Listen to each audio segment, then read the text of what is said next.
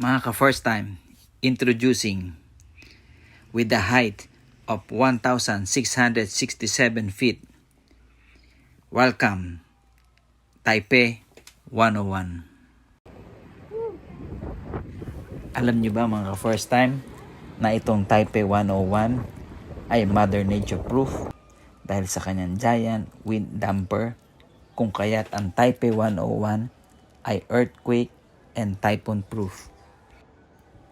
At isa pa mga first time, ito raw Taipei 101 ay hango sa design ng bamboo. O ano sa tingin mo, bamboo or isang cup noodles na may nakatusok na chopstick? Pwede no? Isa pa mga first time, alam mo ba na itong Taipei 101 ay isa sa mga energy efficient building or tallest green building in the world?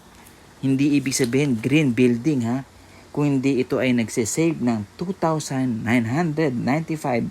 metric ton worth of reduced CO2 emission per year. Galing no? O ito pa mga ka-first time ha, isa pa. Hulaan mo kung ilang buwan kayang linisin ang mga bintana ng Taipei 101. Sige nga, kung alam mo. Si Red, 6 months. Kaya umpisahan mo ng linisin ito mga ka-first time. Let's go! Grabe mga ka-first time. 1,667 feet. Ang taas nito mga ka-first time. Kain muna tayo. Kailangan natin ng energy para umakyat dun sa taas. Mga ka-first time, subukan natin dito ngayon sa McDo. Sabi kasi, Angus beef burger. Sarap nun, di ba mga ka-first time? So, tara, ito, kakagutom mga ka-first time. Angus beef burger ng McDo. Yan o. Wow, let's try it mga ka-first time. Let's do it. Okay, first bite na mami. Burger McDo ng Taipei 101 McDonald's. Yee! Wow, grabe mga ka-first time. Excited na kami. So, ito, papunta na kami dun sa observatory sa 89th floor na tong Taipei 101. Isa pang fact, no, mga ka-first time, itong Taipei 101 ay may isa sa mga may fastest elevator in the world. Ang speed daw nito ay nasa 60 kilometers per hour. Grabe, no? Ang bilis, no? So, from 5th floor to 89th floor, aabutin ka lang ng 37 seconds, mga ka-first time. Grabe ito mga first time. Papunta na tayo dun sa fastest elevator in the world. Itong si Toshiba. Okay? Toshiba elevator to eh. Gawa to ng mga Japanese, no? Ito na. Ito na yung loob nitong elevator. So makikita mo yung red dot na yan. Nasasabi niya kung anong floor ka na, anong speed mo. Yan. At madilim dito sa loob mga first time. Para kang nasa constellation nito. So, very very smooth ito sa loob nito mga ka-first time. Napaka smooth lang, suwabing suwabe, wala kang mararamdaman na any movement. Ayan, may liwanag siya, mamaya didilim na naman. Ayan, kasi nandun na tayo sa 89, pabukas na to. 37 seconds, ganun siya kabilis mga ka-first time. Ito, nakababa na kami at ito na yung makikita mo yung point of view dun sa observatory ng Taipei 101. Ito na no mga first time. Medyo foggy nga lang no. Kasing weather nito nung dumating kami medyo gloomy no. Gloomy yan ang ginaw nga nito eh. So, etong oras nito ito ay mga 4 o'clock. Mga nandoon yung oras nito, 4 o'clock yan. Yan. Medyo madami talagang clouds, gloomy yung weather. So, kanya yung ibang portion nitong hindi natin makita. Yan.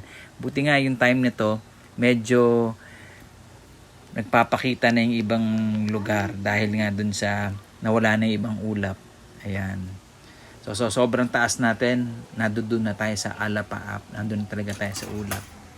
Ito nga pala yung mga souvenir. Bibili tayo ng souvenir dito. And then randomly yan, di natin alam kung ano yung makukuha natin dito sa souvenir na to.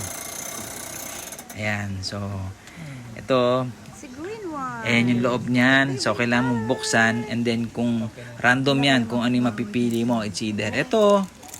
Yan, yung mga iba-ibang tourist spot nila dito. Yan, Taipei 101. Yun yung isa, yun yung golden ball nila. Yun yung damper. Yan. Ang nakuha natin is itong. At ayun, yun nga nakuha natin. Yung Nantou Sun Moon Lake. Tourist attraction nila dito. Ayan. Ito nga pala yung mga video clips nila nung December 31, 2004. Opening ng Taipei 101. Eksakto New Year. At ito naman mga ka-first time, kumuha ako ng time-lapse dito. So, ilang minutes din tong time-lapse na to. Siguro around mga 10 minutes lang. Maiksi lang tong time-lapse na ginawa ko. Kumuha lang ako ng portion kasi gusto ko makita yung pagliwanag, yung pagbukas ng mga ilaw ng mga building. So, hinintay talaga namin yan ni Lori. Ayan. And ito na. Bumukas na yung mga ilaw ng building. So, yun nga eh. Hindi yung iba, hindi pa nagbubukas eh. Around mga 6 o'clock pa lang to eh. Papaliwanag pa lang sila. Ito talaga yung hinihintay ng mga turista dito. And dito sa observatory, talagang lalakad ka paikot dito. So, doon may mga attraction din sila kung ano yung mga nakikita mo doon na mga tourist spots ng Taipei. Ayan. So ito, tumayo kami Lori, selfie, and dito mayroon din dito na glass floor nila. So ito yung madami rin dito nagpipicture dito sa spot na to. Yung floor nila na glass floor. Ayan. So yan. Madami diyang umuupo. So medyo pipila ka lang para makapag-picture ka dito. So it's time na naman namin to. So tinitake lang yun namin yung turn namin dito na makapag-video, makapag-pictures. Ayan. So ayan no, ito yung glass floor. So kitang-kita mo yung baba nito. Ang dami dito nagpapapicture na nakaupo. Ayan. So ayan, anniversary namin ni Lori, celebrating our anniversary here in Taipei 101. Just the two of us lang, first time. Ayan. Wedding anniversary namin to actually. Ayan. Yun. So, actually mga first time, itong Taipei 101 ay first time namin umakyat dito sa observatory. Kasi dati, ang layo, sa malayong point of view kami dito para makita namin si Taipei 101. Hanggang sa nakalapit kami the second time. And then ito yung third time na pagpunta namin ng Taipei. Decide na kami na akitin na namin tong observatory for the longest time. So, ito naman yung mga souvenir shop. Siyempre, hindi mo mawala yan dun sa mga turista. Bye-bye!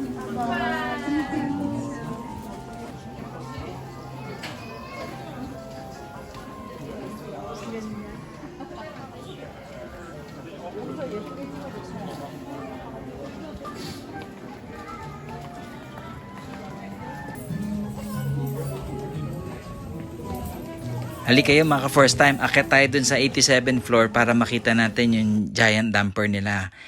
Itong damper na to kanya naging earthquake proof and typhoon proof itong Taipei 101. At itong Taipei 101 ay may 61 elevators including the fastest elevator dito.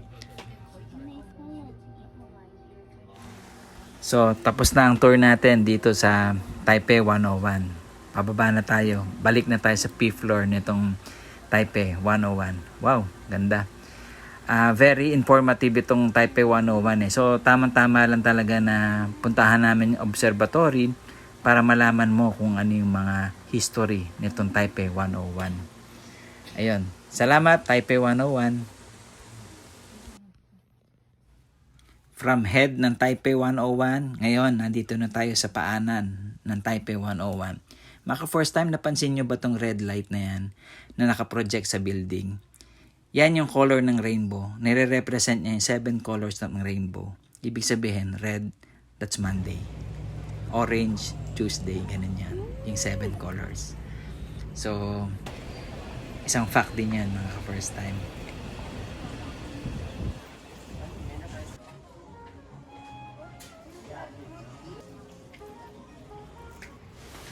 At yung nga pala din mga first time, no? Never miss 7-Eleven here in Taipei.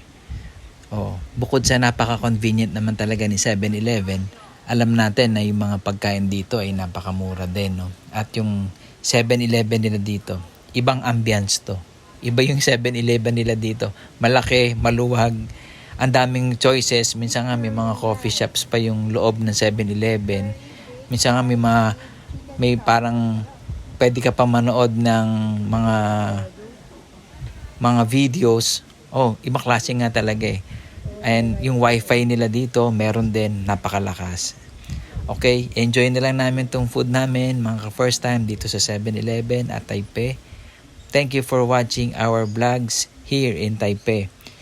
Okay, mga first time, maraming salamat po and follow us on YouTube, Coach Darius Arceo. Please like, subscribe, and share. Maraming salamat.